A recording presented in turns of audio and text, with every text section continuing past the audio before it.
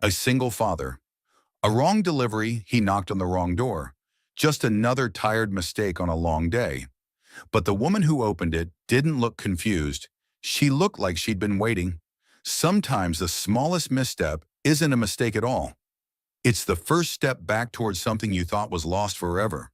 If you love stories filled with quiet miracles, second chances, and the kind of love that grows where you least expect it, make sure to subscribe to our channel for more heartwarming tales that remind us what truly matters. Now take a deep breath. Let's begin. Struggling single dad delivered to the wrong floor. The woman at the door said, "I waited for you." Sometimes the wrong floor leads you to the right door. Jack Mercer had learned not to expect much from elevators. They creaked, stalled, and occasionally ignored the buttons you pressed like they had somewhere better to be. This one ancient brass-trimmed, the kind you'd find in an old movie, lurched to a stop before he'd even realized it had moved. The glowing 19 above the door flickered, then steadied. Definitely not the 12th floor. He glanced at the crumpled delivery slip in his hand, the one with an ink-smudged unit number and no recipient's name. Not unusual, the app was buggy and sometimes clients mistyped their floor. He sighed, shifting the heavy cardboard box in his arms. The scent of old wood and expensive polish lingered in the hall. The kind of scent that didn't exist where he lived. "Daddy, is this the place?" A small voice called from behind him. Lily stood just outside the elevator, her school backpack almost as big as her. Her dark eyes, so much like his late brother's, searched his face for an answer. She was used to tagging along during deliveries now, since the after-school care had gotten too expensive. Jack forced a smile. "Might be. Let's double-check." He set the box down, carefully pulling out his phone to compare the order. No reception. Of course. Well, it was either stand there and wait for another elevator or try the door. He knocked gently at first, then again firmer this time. The door opened. The woman on the other side didn't move. Didn't even blink at first.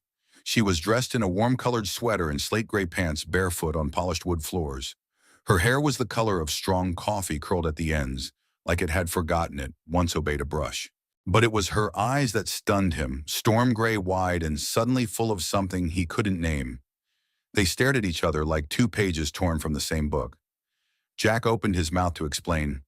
"Sorry, I think I've got the wrong floor," but she whispered before he could finish, her voice catching somewhere between disbelief and breathlessness. "I waited for you." Jack blinked. For a moment he wondered if she'd mistaken him for someone else. Then a strange tightness gripped his chest. Her face, it was familiar. Familiar in a way that stirred something buried and long forgotten. Not a face he'd seen recently, but one he'd carried in the quieter corners of memory. From another life, Clara. The name escaped him like a prayer he hadn't known he was holding. A pause. Then a half-smile, shocked, fragile, teetering on the edge of tears.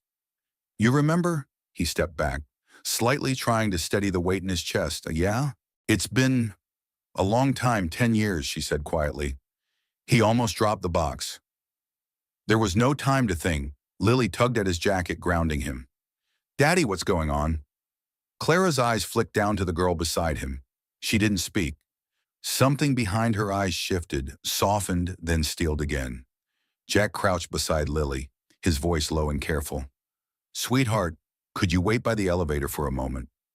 But just a minute, okay? Promise." Lily frowned, clearly curious, but obeyed. She walked a few steps back and sat cross-legged on the hallway carpet, pretending not to listen. Jack turned back toward Clara. "I didn't know you lived here," he said. "Like that explained anything. I moved in last year." She crossed her arms. "What are you doing here, Jack?" "Delivering packages," he nodded. "Yeah, just part-time, long story." Another silence, the kind that feels longer than it is. He glanced at the box. "I should go. I think this was a mistake," but Clara didn't move. "You disappeared. Jack, one day you were there, and the next gone. No message, no goodbye." He looked away. "It wasn't that simple. I begged you to stay."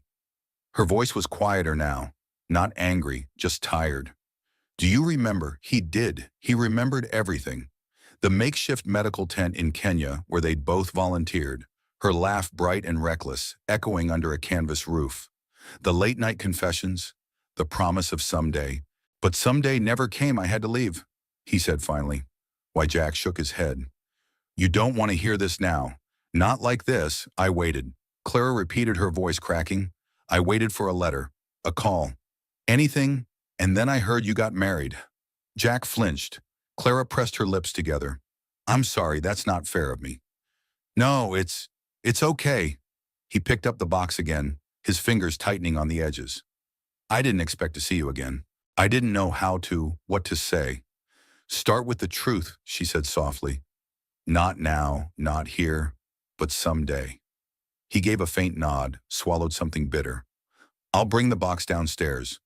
But just as he turned, Clara's voice stopped him again. Jack. He turned back. Her eyes weren't angry anymore. Just tired, curious. And underneath it all, something fragile and unfinished. I don't believe in accidents, she said. Wrong floor or not. He looked at her for a long moment, then nodded. I don't either. As he and Lily stepped into the elevator, he felt the weight of years pressing down like thunderclouds. But somewhere beneath it, a strange lightness stirred, like something lost was shifting just enough to be found again. The door closed, and for the first time in 10 years, Jack Mercer couldn't stop thinking about the woman on the other side. Some ghosts don't haunt, they wait. Jack didn't speak on the ride down. Lily, wedged beside him in the rickety elevator, with her knees pulled to her chest, watched him closely. She had her mother's quietness, but not her aloofness. She studied people the way a painter studies shadows, and now she was studying him. Was that someone you knew? She asked. Jack kept his gaze on the metal doors. A long time ago, she seemed surprised. He almost smiled at how simply Lily put it. Surprised. That wasn't the word. Shocked, wounded, unmoored. Clara Winslow had opened her door as if she'd seen a ghost. She wasn't sure she still believed in. Jack didn't blame her.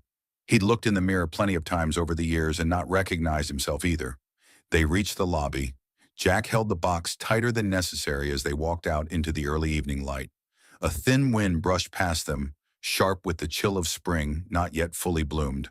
Lily hurried to keep up. The delivery was a bust. He dropped the box back in the truck and checked his phone. Still no reception. He'd figure out the right floor later. Maybe tomorrow, maybe never. You okay, Daddy? Lily asked, climbing into the front seat of their rust-bitten pickup. Jack exhaled and nodded. Yeah, Bug, just a surprise, that's all. She gave him a look that said she wasn't buying it but didn't press. That night after dinner, in a third reading of Charlotte's Web, Jack sat alone at the kitchen table. His small apartment buzzed faintly with the hum of the refrigerator, the occasional rattle of pipes. The kind of background noise you didn't notice until you were trying not to think Clara Winslow. He hadn't said her name out loud in more than a decade, but it had never left him.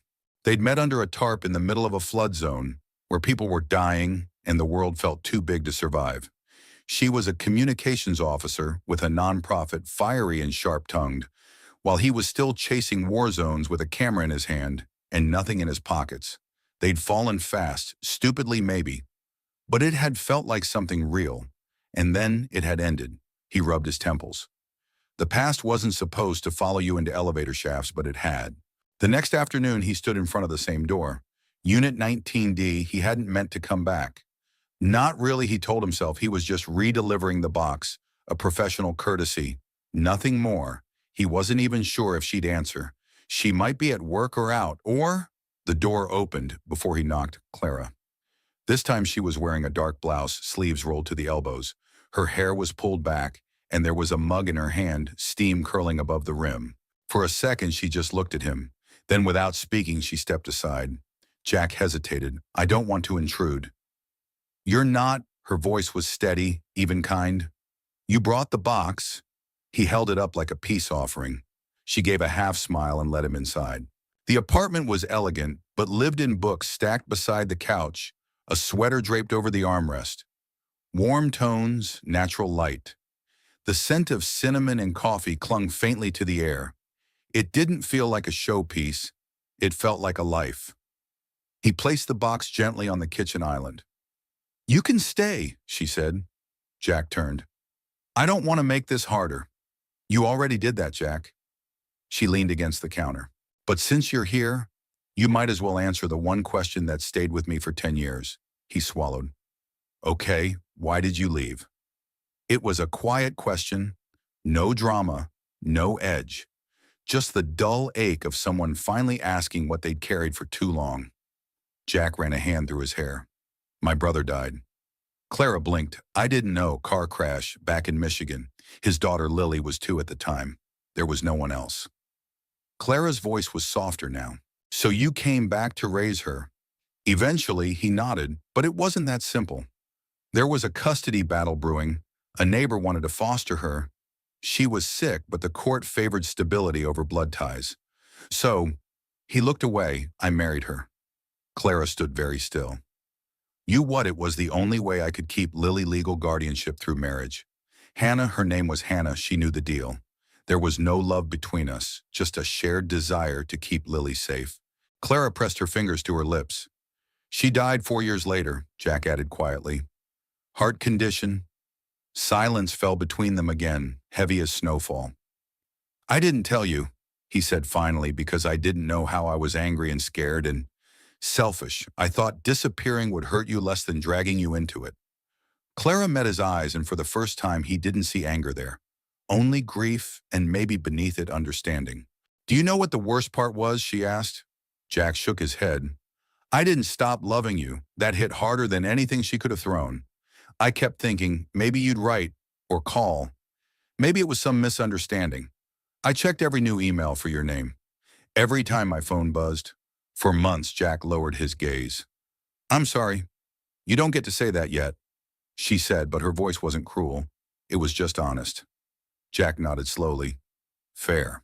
She turned back toward the sink, the light catching her face at an angle that reminded him of an early morning in Rwanda, her face lit by sun through mosquito netting. She set her coffee down, then looked at him. She's beautiful, by the way, Lily. A strange warmth moved through his chest. Yeah, she's the best thing that ever happened to me. You're a good father. Jack laughed quietly, a sound more sad than amused. I'm trying. Most days, I just hope I don't mess her up. Clara leaned her hip against the counter. We all mess up. It's what we do after that counts. Jack studied her face. Older, now wiser, but still Clara. Still the woman he had fallen in love with in the middle of nowhere. He took a breath. I'm not here to ask for anything. He said I just didn't want the last thing between us to be silence. Clara nodded, then unexpectedly she opened a drawer and pulled out a familiar envelope. His handwriting, I never opened it, she said. Found it in the bottom of an old bag years ago, postmarked but never delivered. He stared at it. I must have forgotten to mail it. She offered it to him. You want to read it together? Jack hesitated, then reached for it. For the first time in years, they sat down side by side, not as strangers, not as what-ifs, but as two people brave enough to face what was left between them. You never really forget the face of someone you imagined a future with. The envelope sat unopened between them, a fragile relic from another life. Jack looked at it like it might burn him. The paper had yellowed at the edges. The ink slightly faded, but the handwriting was unmistakably his shaky, rushed, probably written on a layover, or in the corner of a noisy terminal. That was how he used to live back then. Always leaving. Clara didn't touch it either. They both sat in silence at her kitchen island. Two people in their 40s who looked calm on the outside but carried small earthquakes inside. The years hadn't made them better at dealing with feelings, they'd only gotten better at hiding them. You can open it, Jack said finally, his voice low. Clara shook her head slowly. No, not yet. Maybe not today. Jack didn't press. Instead, she stood moved across the room to a tall cabinet near the window and pulled out a large black portfolio. She laid it gently on the counter, slid open the clasp, and began flipping through its contents with care photographs. She turned it so he could see. Jack leaned closer. He hadn't seen these in years, not since they were taken. His hand twitched as he recognized the scenes. The clay-red horizon of Zambia tents under rain-heavy skies, a barefoot boy chasing a yellow balloon in a war-torn village. And then Clara, not posed, not looking, just her sitting on a supply crate, laughing at something outside the frame, sunlight tangling in her hair. The edges of the photo were frayed, like it had been handled too often, or maybe pressed too tightly against memory. I kept these, she said softly, turning another page. There was more him this time. Behind the lens out of focus, caught in the reflection of a Jeep window, another shot the two of them standing at a village well mid-conversation, her hand resting absent-mindedly on his arm. They were never meant to be professional. She said, I just couldn't throw them away. Jack stared at the images. They didn't look like moments. They looked like truths. It doesn't feel like 10 years, he murmured. And at the same time, it feels like a lifetime ago. It was Clara closed the portfolio gently. You're not the same man in those photos. He hesitated. Is that a good thing? I don't know yet. She gave him a small smile. You tell me. Jack rubbed the back of his neck. I try to be better now. I don't run anymore. She didn't say anything for a moment.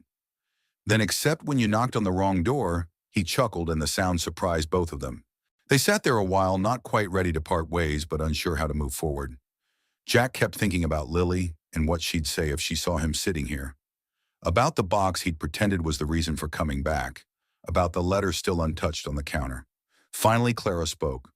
Would you like to come for dinner sometime this week, just to talk? He looked up. Her expression wasn't hopeful or expectant. It was steady, grounded.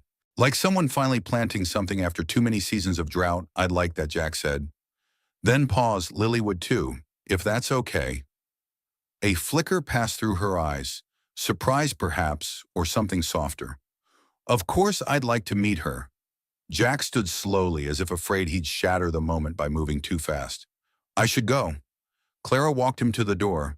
Before he stepped out, he turned back. Clara. She met his eyes. I'm sorry, he said again, not for closure, but as a beginning. She nodded. We all carry our regrets. Jack, the lucky ones, find a way to lay them down. Outside, the hallway felt different, not warmer, not colder, just lighter. He didn't know what to call it. Maybe it was hope, or maybe it was memory making room for something new. That night, back in their apartment, Lily sat cross-legged on the carpet, sorting through old photo albums Jack had kept boxed for years. She loved going through them, especially the ones from before. Who's this? She asked, holding up a photo of Jack in a khaki shirt squinting under a desert sun. That's me, Jack said, sitting beside her with a plate of toast. You look tired, he laughed. I probably was. And this, she pointed to another.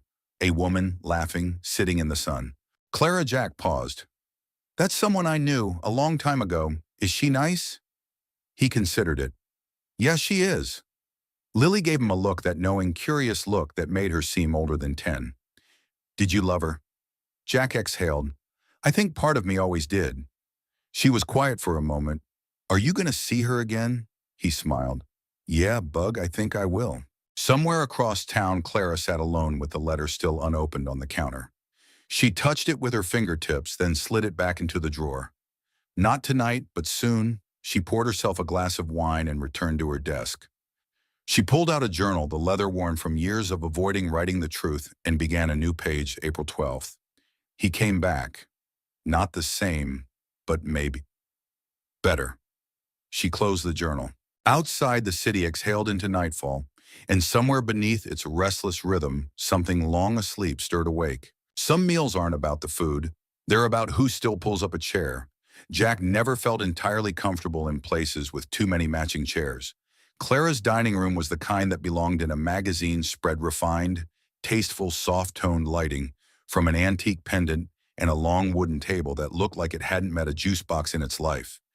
Jack wiped his hands on his jeans out of habit, even though he'd already washed them twice. Lily sat beside him, straight-backed and wide-eyed, as if she'd stumbled into someone else's dream. Clara emerged from the kitchen carrying a roasted chicken, golden-skinned and fragrant.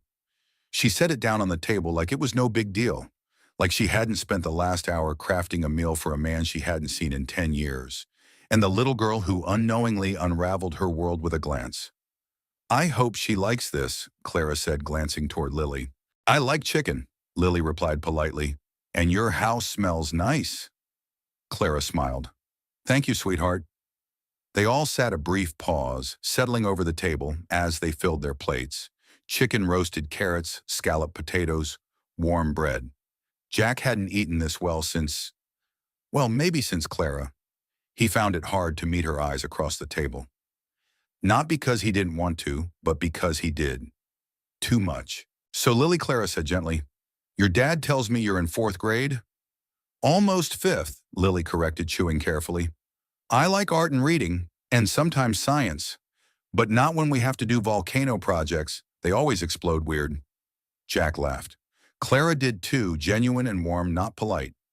Your dad used to take pictures, Clara said, turning slightly toward Lily. He was very good. Did he show you any of his work? He has boxes of old photos, Lily said, stabbing a carrot. Some from Africa. Are you in any of them? Jack nearly choked on his bread. Clara blinked, caught off guard, but she recovered with a smile. Yes, I think I might be your dad, and I used to work together a long time ago. Did you love each other? Lily asked, completely unfiltered. Lily Jack said, half warning, half pleading. But Clara didn't flinch. She looked across the table and answered calmly, Yes, we did. Jack stared down at his plate, and then Lily asked. Jack gently set his fork down. Bug, maybe? Let's not. No, it's okay, Clara said. Her voice was kind but steady, and then life got in the way. Like it does. Lily nodded as if that explained everything. Maybe it did. Later, while Clara and Lily washed dishes because Lily insisted and Clara didn't dare refuse, Jack wandered into the living room. He paused near the fireplace where a few framed photos stood neatly in a row. Most were recent Clara, with colleagues at a gala standing beside a podium with some award he didn't recognize. But in the corner, almost hidden behind a vase, was a small worn photo of a group of aid workers in Kenya. He was in it. Younger, thinner, sunburned and laughing, an arm slung over Clara's shoulder like it had always belonged there. You kept that? He asked softly when she returned. I tried not to. Clara admitted it kept showing up. Jack picked it up. His smile in the photo felt like a stranger's, but the arm around her that felt like something he could still recognize. She asked if we loved each other, Clara said behind him. I wasn't expecting that. Jack murmured, She paused. She's bright, gentle. A lot like you. Jack's voice was quieter. She deserves better than I can give her. Don't say that. It's true. Clara stepped forward. You love her. That's already more than some kids ever get. Jack looked at her. Really looked. Her expression had changed. Less guarded, less hurt. Still cautious, but softer. Why did you invite us here? He asked, really? Clara folded her arms, half smiling. Because I wasn't ready to leave it the way we left it. And maybe I thought, if I saw you now with her, it might help me understand. Understand what? Why you disappeared, she said. Why you stayed gone? Jack leaned against the fireplace. It wasn't just about Lily or even Hannah. It was shame, Clara. I didn't want you to see me in that mess. I thought disappearing would protect you. You keep saying that, she said gently.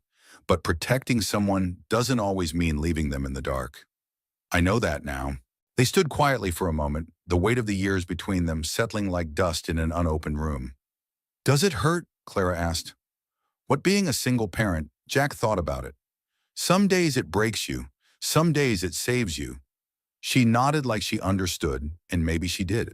Lily returned holding a plate of cookies Clara had apparently made just in case she handed one to her dad, and climbed onto the couch beside him, clearly feeling at home. Can we come back? She asked Jack. Looked at Clara, hesitant. Clara smiled, small but sure. You're always welcome. Lily Jack's throat tightened. The warmth in the room wasn't just from the fire. It was something else, something he hadn't felt in years. A stillness, a sense that maybe the world wasn't as closed as he'd thought. Thank you, he said quietly. Clara didn't respond. She didn't need to. She simply sat across from him, hands resting in her lap. The old silence between them now tempered by something new. Not forgiveness, not yet, but maybe the beginning of it. Some truths don't set you free until you speak them out loud. Jack hadn't planned on telling her, not yet, maybe not ever. Some stories are easier to carry alone until someone looks at you with the kind of quiet patience that makes lying by omission feel like cruelty. It was a Tuesday evening when Clara called and asked if Lily could come by again, just for a little baking and homework. She'd said Jack had hesitated, but Lily lit up, and sometimes the simplest answer is the one that makes a child smile. Now Lily was in the kitchen, elbow deep in cookie dough, chattering to Clara about fractions and chocolate chips. Jack sat at the breakfast bar watching the two of them from a careful distance. The scene unfolded like something borrowed from a life not his, a soft evening, warm light, easy laughter. He hadn't realized how starved he'd been for that sound. Clara looked over and smiled. "You okay over there?" Jack nodded. "Yeah, just taking it in." "You're allowed to enjoy it." She said, "I do, I just—" He trailed off. "I'm not used to good things lasting." Clara didn't answer right away. Instead, she wiped her hands and crossed the room sitting beside him. "You know you don't have to explain anything to me, but I want you to know I don't think you were a coward." Jack raised an eyebrow. "You don't—" "No," her voice was quiet. "I think you were lost." "That's different." He stared down at his hands. "I think I owe you the whole truth." Clara didn't interrupt. Jack looked toward the kitchen. Lily was humming to herself, focused on lining up the cookie dough just so. Still small enough to need supervision, but old enough to feel the weight in a room. He lowered his voice. "After my brother died, it was chaos. The funeral. The paperwork, social services, Lily was a mess, confused, clinging to me, like I was the last branch in a storm, and I didn't know what I was doing. Clara, I was barely 30, broke, still chasing gigs. No steady job, no place to live. And then there was Hannah." Clara sat still, listening without blinking. She was my brother's neighbor. They'd known each other for years. She was kind, stable, thoughtful, and sick. Clara's brow furrowed. Sick how? Congenital heart defect. Nothing dramatic at first, but it got worse. She wasn't family, but she'd helped raise Lily in the months before social workers saw her as the better option. "So you married her." Jack nodded slowly. "I knew the system. A blood relative with no income and an unstable career doesn't win against a warm, sick woman with a steady address and a soft-spoken voice. The only way I could keep Lily was to become what the court wanted to see." "And Hannah?" Clara asked, her voice steady but strained. "She knew," Jack said. "We talked about it.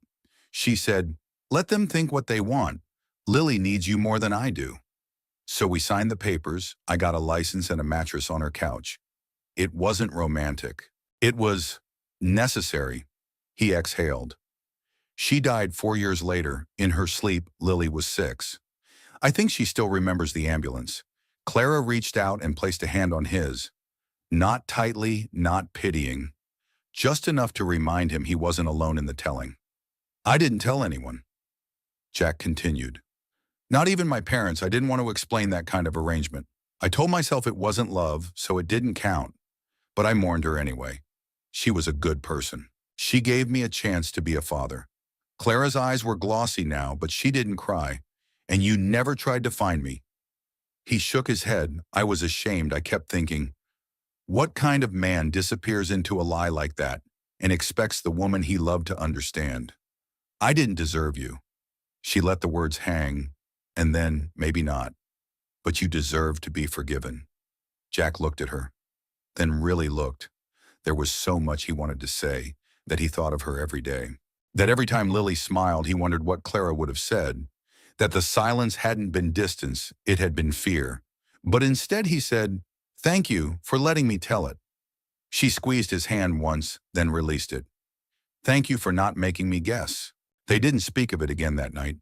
The cookies came out, slightly burned at the edges, and Lily proudly declared them perfectly imperfect, which made Clara laugh so hard she nearly dropped the tray. Jack watched them, the woman he had broken, and the child who had stitched him back together, moving in the kitchen like they belonged in the same frame.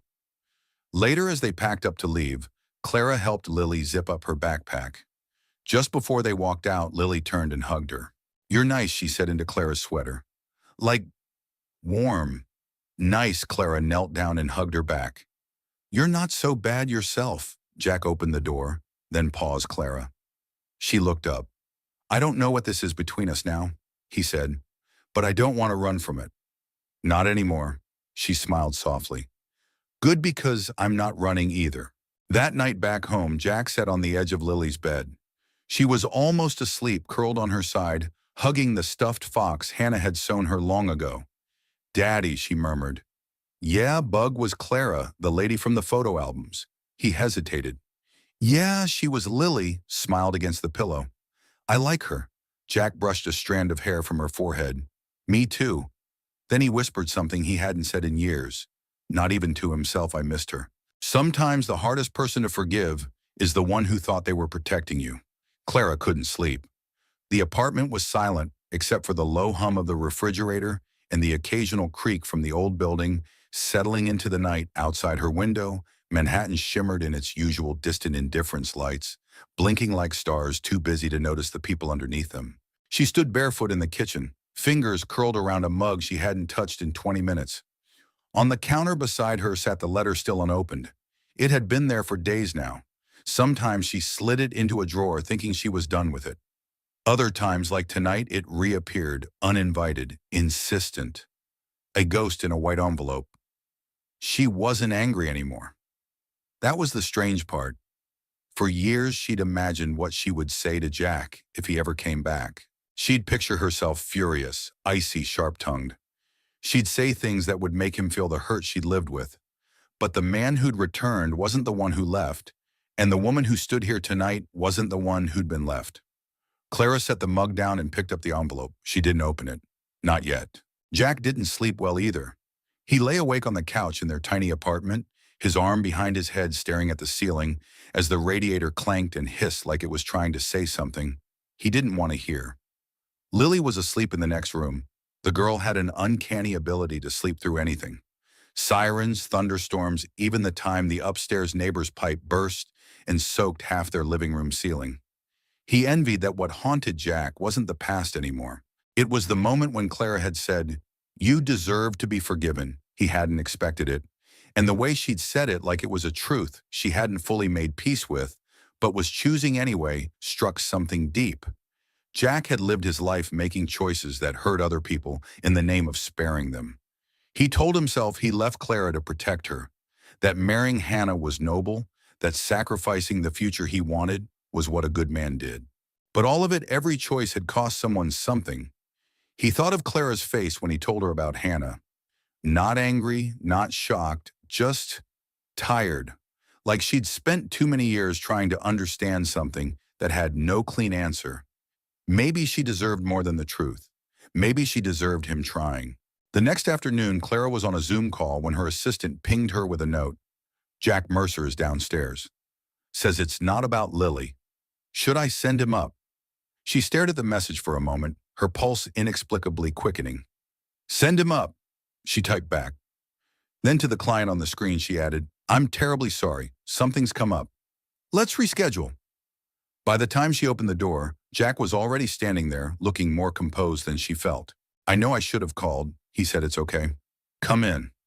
They sat in the living room this time. No cookies, no Lily. Just the two of them and a wide stretch of silence between what they wanted to say and what they feared it might lead to. "I've been thinking." Jack began about how much damage a good intention can still do. Clara folded her hands. "So have I." He nodded. "I made choices." "Clara, choices that cost you things you didn't agree to lose. I thought I was being selfless, but I was really just afraid. Afraid to let you see the mess. Afraid to ask you to stay. You didn't even give me the chance," she said quietly. "I know." He paused. "If I had, would you have come with me?" She didn't answer right away. "I think I would have tried," she said at last. "But I also think you wouldn't have let me. You were too busy sacrificing yourself for everyone else." Jack looked down. "That's the thing. When you spend your life trying to be what other people need, sometimes you forget how to need anyone yourself." Clara studied him. "Do you still do that?" "I'm trying not to." He glanced at her. "I'm trying to be honest now. Even when it's ugly," she nodded slowly. "It's not ugly, it's real." He reached into his coat pocket and pulled out something small, an old camera. Not the sleek digital kind, the kind that smelled like metal and dust and history. "You left this," he said, placing it gently on the table. "In the trunk of our rental car in Uganda. I've kept it. Carried it with me more places than I should admit." Clara stared at it. "That's why some of the photos were missing." She said, a soft laugh in her voice. "I thought I'd return it one day," he said. "But I didn't expect to do it like this." She picked it up, cradling it like something sacred. "I remember this. The shutter always stuck. You said it had personality. It still does." There was a pause, and then Clara said, "I didn't open your letter." Jack didn't flinch. "You don't have to. I want to," she said, "just not because I need answers, because I want to know what kind of man you were when you wrote it." He exhaled, shoulders easing. Fair enough, they sat for a moment longer. No urgency, no tension, just space. Then Clara looked at him. "What do you want now, Jack?" The question landed gently but squarely between them. He didn't rush the answer. "I want to stop pretending the past has to own the rest of my life." He said, "I want to be a father who isn't just surviving. I want to take pictures again. Not of war zones, but of life. And I want to see where this goes with you." If there's still room for that. Clara was quiet, but there was warmth in her eyes again. Not the fire of new love, the glow of something older, truer, reborn from ashes. "I don't know where this goes either," she said. "But maybe we don't need to." Jack smiled, "as long as we're walking in the same direction." And just like that, something unspoken softened in the room. It wasn't a promise, but it was hope. And for now, that was more than enough. Sometimes to rebuild a future, you have to pick up the tools of a past you once left behind. The garage smelled like dust, old oil, and forgotten ambition. Jack stood in the center of it, hands on his hips, surveying the cluttered space behind Clara's brownstone. The roll-up door squeaked with rust every time it moved, and the window near the ceiling was cracked in the corner, letting in a line of filtered morning sun. Forgotten shelving lined one wall, still holding a box labeled X Mass 16 and a rickety workbench hosted an assortment of half-used paint cans and dried-up brushes. "It's perfect," Jack said. Clara raised an eyebrow from the doorway. "You say that now. Wait until we start sweeping." Lily bounded in already, wearing the oversized t-shirt Clara had handed her as a makeshift painting smock. "Can I be in charge of Spider Patrol?" Jack looked at her. "Only if you promise not to scream when you find one." "No promises," she grinned, snatching a broom. The plan hadn't been a plan. Not really, Clara had simply said, "You should start shooting again one night over tea." Jack had laughed it off, mumbled something about time and money, but she hadn't let it go. "You said it yourself," she told him. "You want to take pictures of life again. Here's a life, here's space. Take it." And so he had. By noon, they were knee-deep in rearranged furniture and swept-out corners.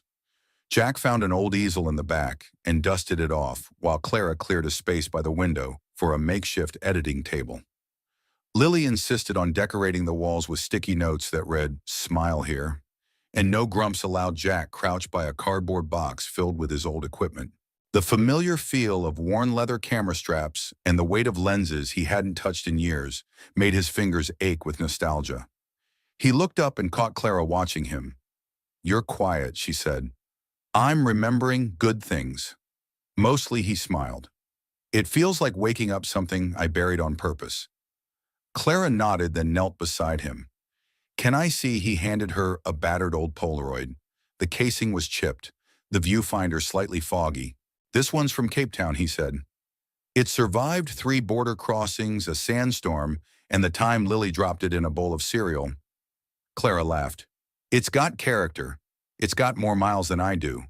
She turned it over in her hands like it was sacred. "You're going to shoot here, I'd like to." Jack glanced around. Natural lights decent, with some curtains, a backdrop, maybe a small editing station. "I'll help," Clara said before he could finish. Jack looked at her. "You don't have to. I want to." Her voice was steady. "It's not charity, Jack. It's investment in you." In what this could be, he didn't know what to say to that. No one had said anything like it to him in years.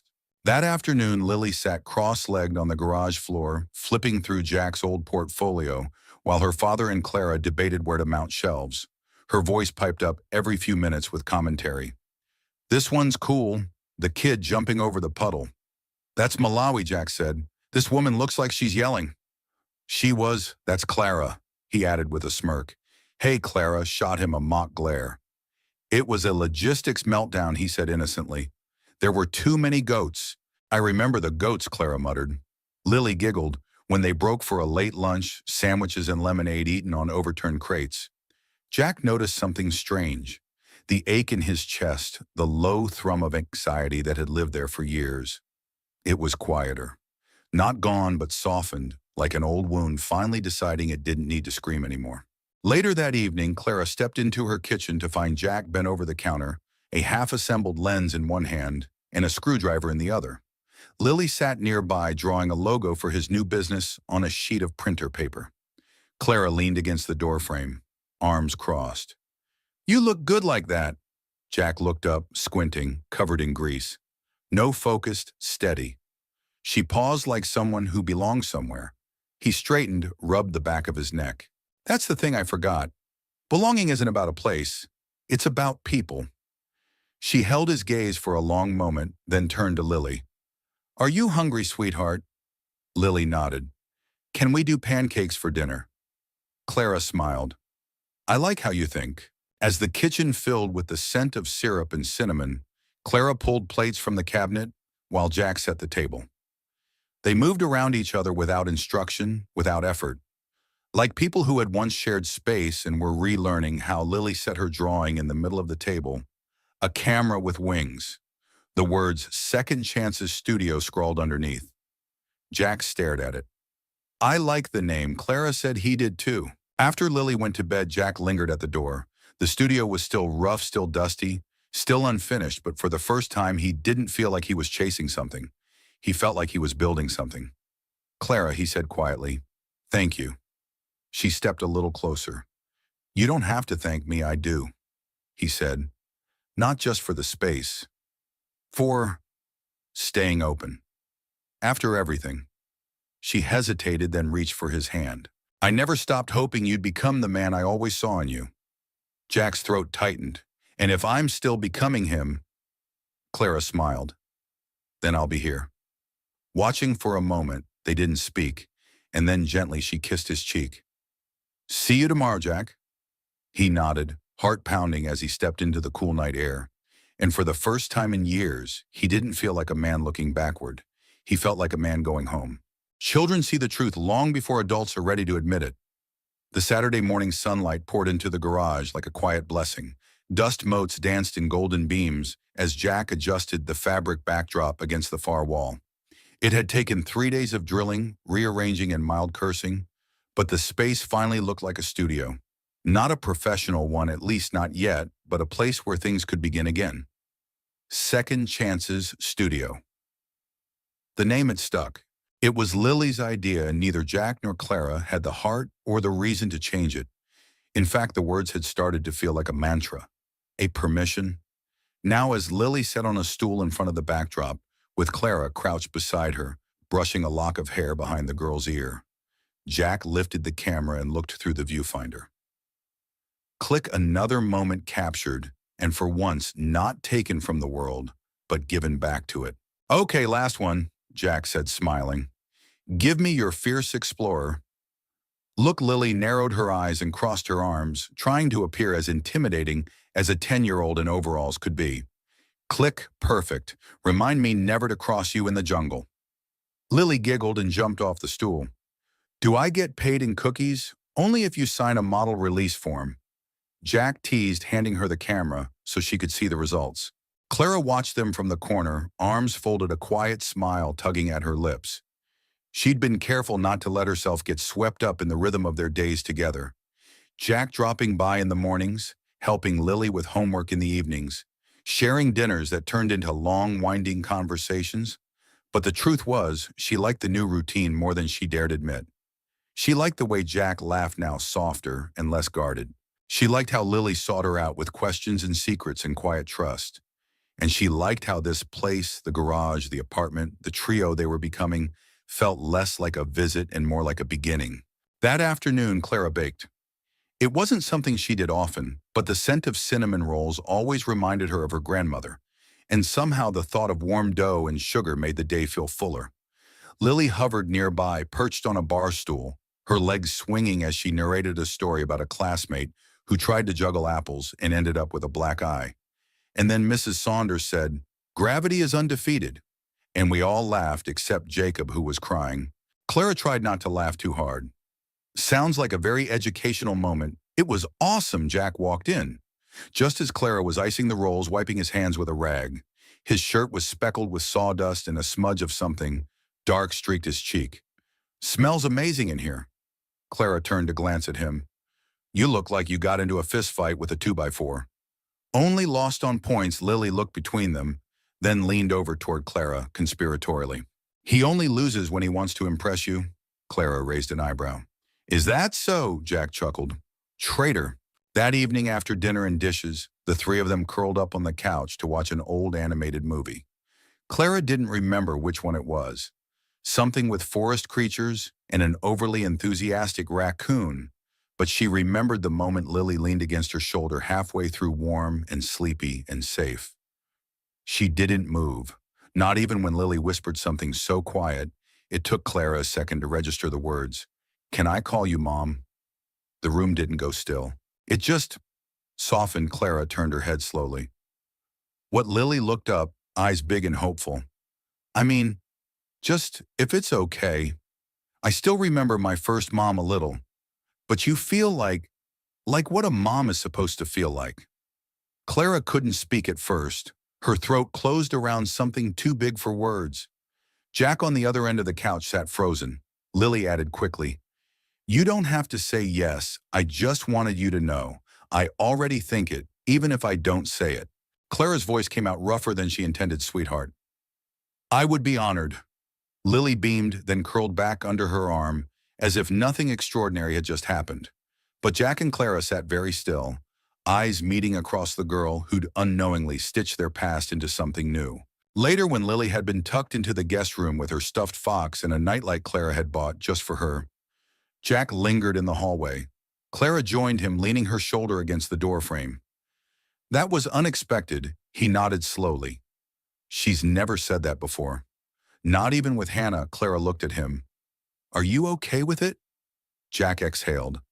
"I think I'm more than okay. I think I'm grateful I didn't know how much she'd needed that. Or how much I had." They stood there a while, letting the quiet fill in the spaces they hadn't found the words for. Yet finally Clara said, "You know this changes things, right?" Jack glanced at her. "How so? You're not just someone passing through anymore. You're part of her story now. Permanently." He looked down the hallway toward Lily's room. "I want to be. If you'll let me be part of yours too." Clara didn't answer immediately, but her fingers slid gently into his and she nodded. "I think you already are." That night, Clara opened the drawer beside her bed and took out the envelope one more time. She looked at it for a long while, then she smiled just faintly and left it sealed. She didn't need the man from the letter anymore. She had the one standing in her hallway. Sometimes the hardest doors to walk through are the ones opened with love.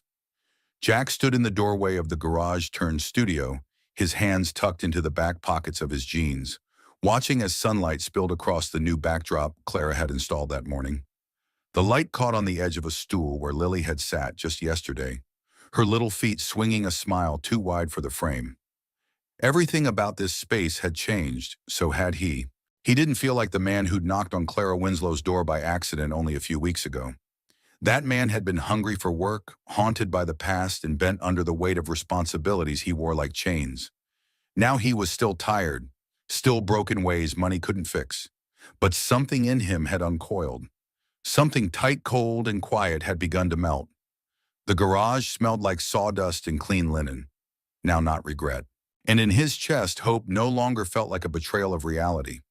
He walked back into Clara's kitchen to rinse off a smudge of paint and found her already there, pouring 2 cups of coffee. "You always know," he said with a crooked smile. She handed him one. "You're easy to read when you're lost in thought.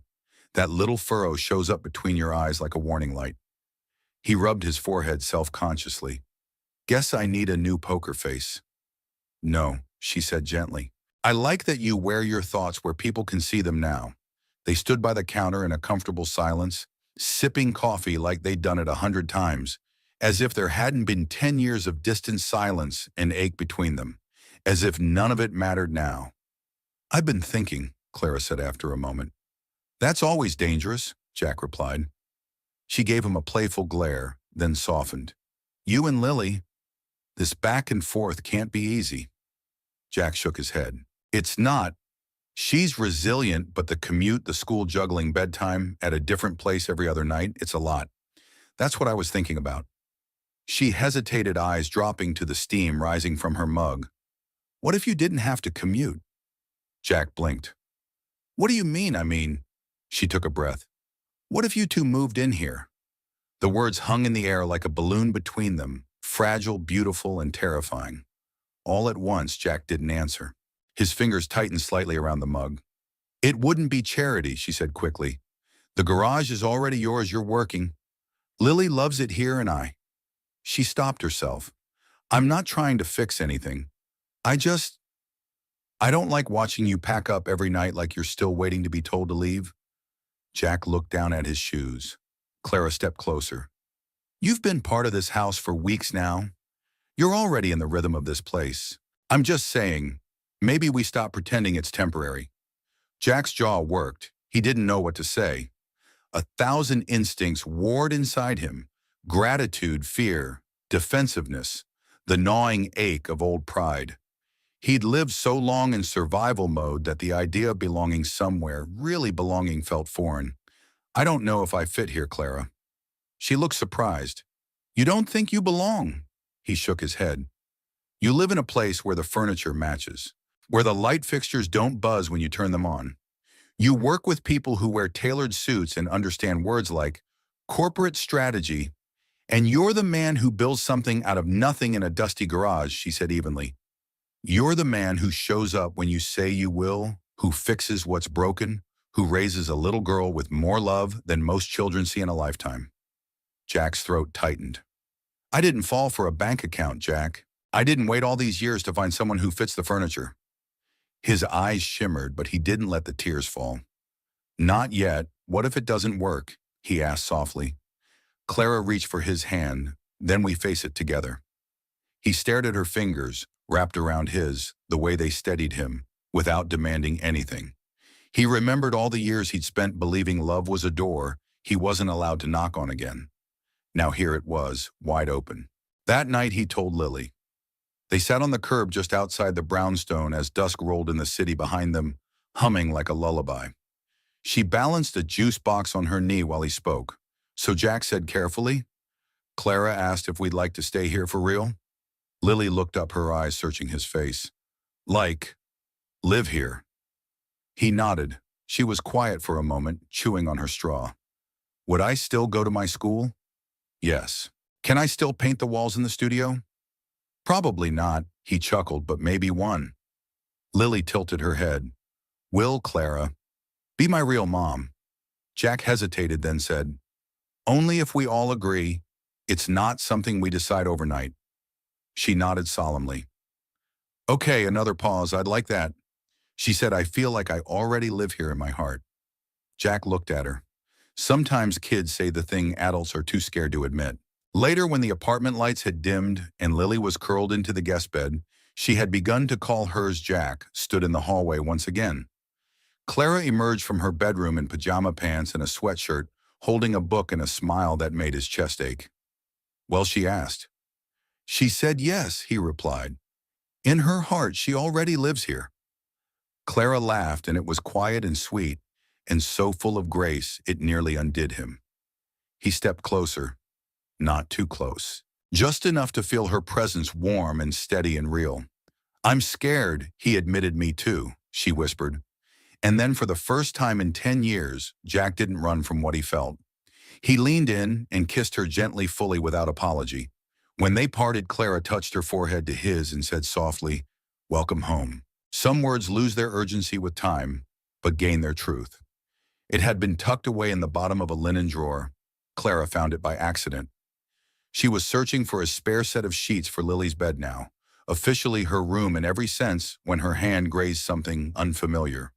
Folded carefully between an old flannel pillowcase and a scarf she hadn't worn in years was the letter. The letter Jack had told her about, the one he wrote 10 years ago and never sent. She held it in her hand now, sitting on the edge of her bed, the weight of it disproportionate to its size. She had told herself she didn't need to read it, that she knew who Jack was now, and that what mattered was who he had become, not who he had been. But tonight something in her wouldn't let it go. She peeled the flap open slowly. The paper inside was creased, the ink smudged slightly where it had pressed against itself for too long. His handwriting was familiar. A little rushed, but unmistakably his, she began to read. Clara, I don't know how to begin this because I don't know how to end it either. Maybe I'm writing this more for me than for you. Maybe this letter will never find its way to your hands, but if it does, I want you to know what I should have said in person. I left not because I stopped loving you, but because I didn't know how to love you and still do what I thought was right. My brother is gone. I came back to bury him and found a little girl who had no one. Lily doesn't understand death. She just knows she's been left again and again, and I couldn't be the next person to leave her. The courts won't give her to me. I'm not married, not settled, not safe. But there's a way, Clara. There's this woman, Hannah, she's kind, and she's sick, and she's offered to help. If I marry her, I can be Lily's guardian. I can keep her out of the system. I can give her a home. But to do that, I have to disappear from the life I had with you. I can't ask you to wait. I can't ask you to follow. That would be selfish, and you've already given me more than I deserved. You have a future ahead of you that doesn't involve secondhand heartbreak. Don't waste it on someone like me. But I need you to know this. You were never a mistake, not a moment. You were the only thing that felt certain in a world that was falling apart, and I will love you quietly always, Jack. Clara read it once, then again. By the third time, her hands were trembling. She folded the letter back along its worn creases, then pressed it to her chest. A deep ache bloomed behind her ribs. Not grief, not anger, but the unbearable tenderness of understanding.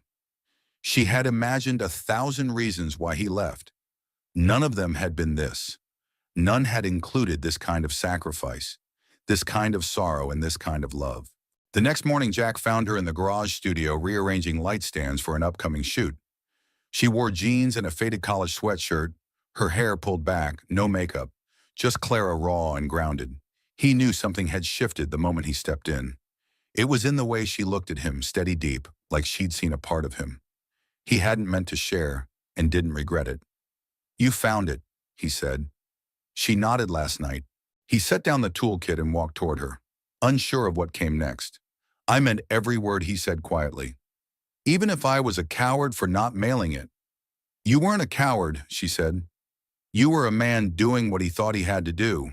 I just wish you'd let me decide for myself whether I wanted to stand with you in it. Jack swallowed hard. I see that now. Clara looked around the space at the lights, the cameras, the faint smell of coffee and wood polish. You built something beautiful in the ruins, Jack. Not just this place with Lily. With your life, it's not perfect, but it's honest. He looked at her overwhelmed. I don't know how to thank you for giving me this chance, for believing in me after everything. You don't have to thank me, she said. Just don't leave again. Not even when it gets hard, I won't. His voice cracked slightly. I'm done running.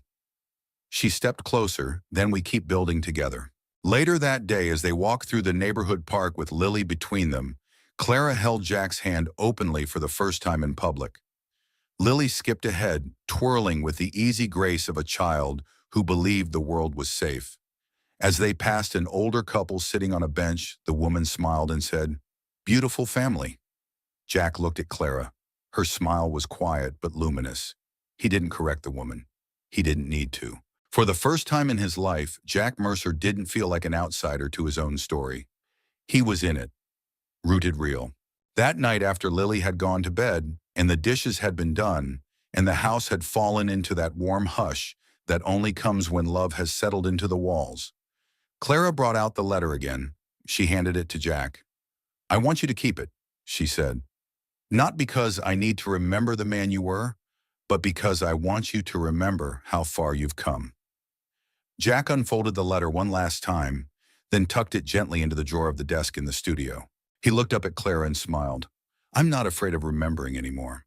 Love isn't found. It's chosen again and again, even after the storms. It rained the night Jack almost walked away. Not the dramatic, cinematic kind of rain, just a steady whispering drizzle that blurred the streetlights and softened the sharpness of the city. The kind of rain that made the world feel quieter than it really was. The kind that matched the silence in Jack's chest. He stood by the living room window, one hand in his pocket, the other, holding a folded note he hadn't meant to write. Clara's apartment was dark except for the warm lamp in the corner, casting a golden ring around the couch where Lily had fallen asleep, while watching an old holiday movie. Her legs were curled up, arms wrapped around her fox, her chest rising and falling in the deep rhythm of trust. She was home here. That was the thing that made this harder. Jack had never meant to stay. Not this long. Not this deep. The plan had been simple. Deliver the package, offer a belated apology, let her decide how much closure she wanted, and then fade back into the quiet life he knew. But now there were fingerprints on his heart. A girl who whispered mom with wonder. A woman who held his gaze like she saw the man he'd almost become. And it terrified him, because loving them meant risking breaking them again. Because the last time he'd loved like this, he left a letter instead of staying. He didn't hear Clara approach, but he felt the shift in the air as she stepped beside him, coffee mug in hand, her hair slightly damp from the shower. "You've been quiet tonight," she said softly. Jack nodded. "Just thinking." She followed his gaze out the window. The rain was gentler now, soft streaks across the glass. "You're not running, are you?" His jaw tightened. He turned to her, tried to speak. The words stuck. Clara set her mug down and faced him fully. "If you need to go, Jack, then go. But say it to my face this time. Don't leave a note." Jack exhaled sharply. "I'm not trying to leave, but you're scared." He looked away. "I don't know if I can be enough for all this. For you. For her. For the life that's happening here." "You already are," she said simply. "You just haven't accepted it yet." He met her eyes. "I don't want to hurt either of you." "You already did," she replied, not unkindly. "Years ago, but we're still here. That's the miracle of forgiveness, Jack. It doesn't rewrite the past, it just chooses not to live there." Silence stretched between them, not cold, not final. Then Clara stepped closer. "I waited for you," once she said, voice trembling. "I won't wait again. Not because I don't love you, but because now I know. If love isn't chosen, it isn't real." Jack closed his eyes. The weight in his chest cracked just a little, and something broke free. He reached into his pocket, pulled out the note he'd written. It was short, barely a paragraph scribbled in the garage after Lily had gone to bed. He handed it to Clara without a word. She unfolded it and read, "I don't know how to stay without wondering if I deserve to. But I'm learning that maybe love isn't about deserving. Maybe it's just about showing up every day and choosing to stay even when you're scared." Clara looked up, eyes glassy. He spoke, voice barely above a whisper. "I want to stay. I want to choose this." Every day she stepped forward and took his hand. "I walk with you," she said, "not I forgive you. Not I need you, just that I walk with you." The next morning they walked Lily to school together for the first time. Hand in hand, three people moving through the cool morning air, like a single thread stitched into something quiet and whole. Lily stopped at the entrance, turned to them and asked, "Will you be here when I get back?" Jack nodded. Every time she smiled, then ran toward her friends, her laughter floating like music. Clara looked at Jack, still scared. He shook his head slowly. No, just humbled. That afternoon, Clara found him in the studio fine-tuning the lighting setup for his first paid portrait session in nearly 5 years. He wore a button-up shirt sleeves, rolled his hands steady, his eyes focused. A man who had stopped looking for exit signs and started building rooms with open doors. "You look good in your element," she said, leaning in the doorway. He smiled without turning. "I miss this." "You didn't miss it," she said. "You carried it with you. Just needed the right moment to bring it back to life." He turned to her, camera in hand. "Can I take your picture?" Clara blinked. Now Jack nodded. "Right now. Not because I need the perfect light or setup, just because you're here." "And I want to remember that." She stepped into the frame. He raised the camera and clicked. That evening they sat together on the porch as twilight settled around them. No grand declarations, no need for them. Just two people choosing each other, choosing to walk forward together. Some stories don't end. They just find a place to rest together.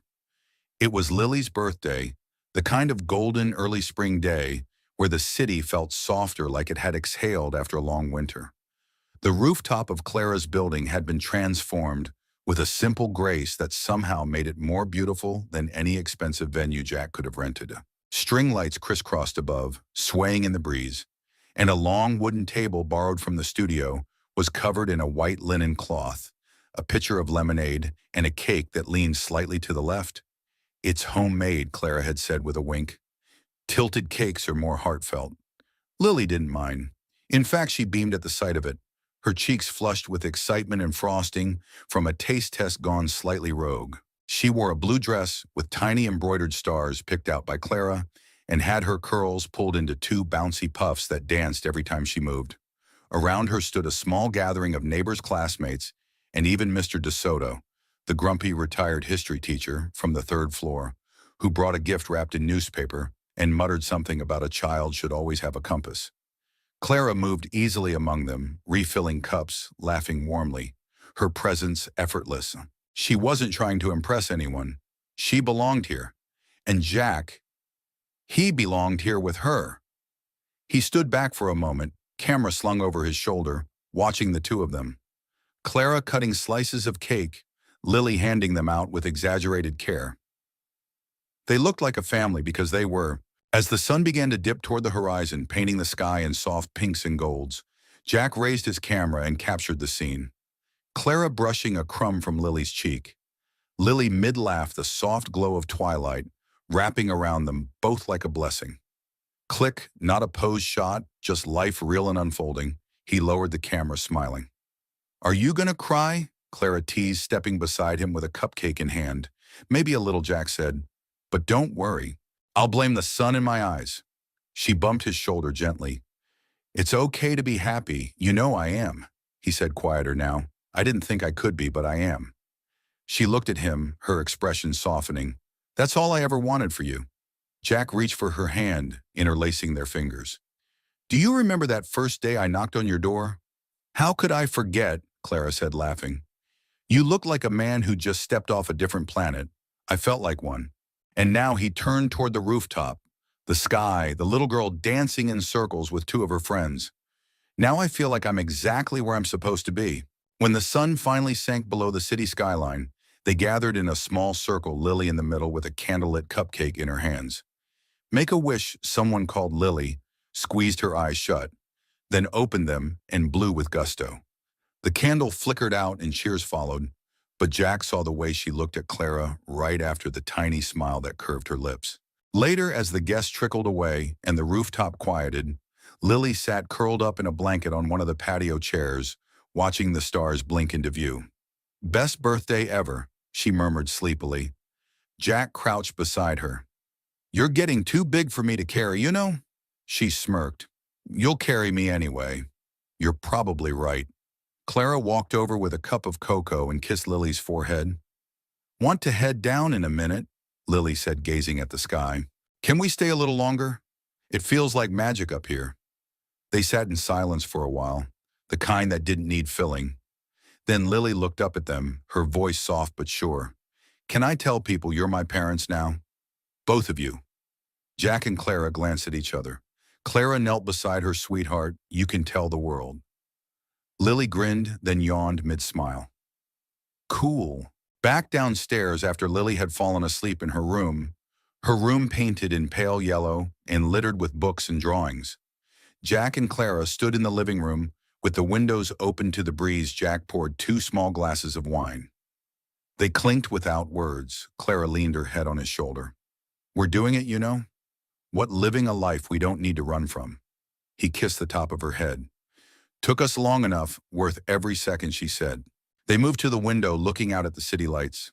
The same skyline that once made Jack feel small now looked like a promise, a reminder that the past was a place they'd both visited, but not a place they lived in anymore.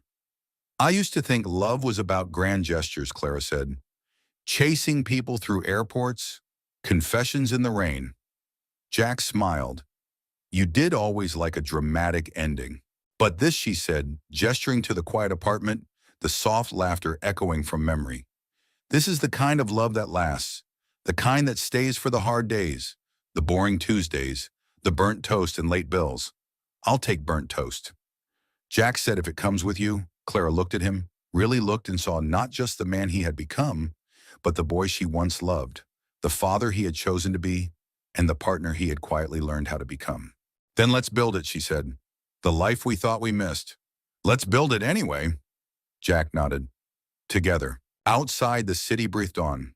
But inside the apartment above 19D, time slowed. And in that stillness, a man who once walked away now stood still. A woman who once waited now walked beside him. And a little girl who had once been alone now slept in the heart of a home where every room whispered, "You are loved." We'd love to know where you're watching from today. Drop a comment below and tell us where in the world you're tuning in. It's always a joy to see how far these stories travel. If this story touched your heart, don't forget to subscribe and turn on notifications so you won't miss the next chapter in our collection of meaningful tales. Thank you so much for spending your time with us. Until next time, stay kind, stay hopeful, and never stop believing in second chances.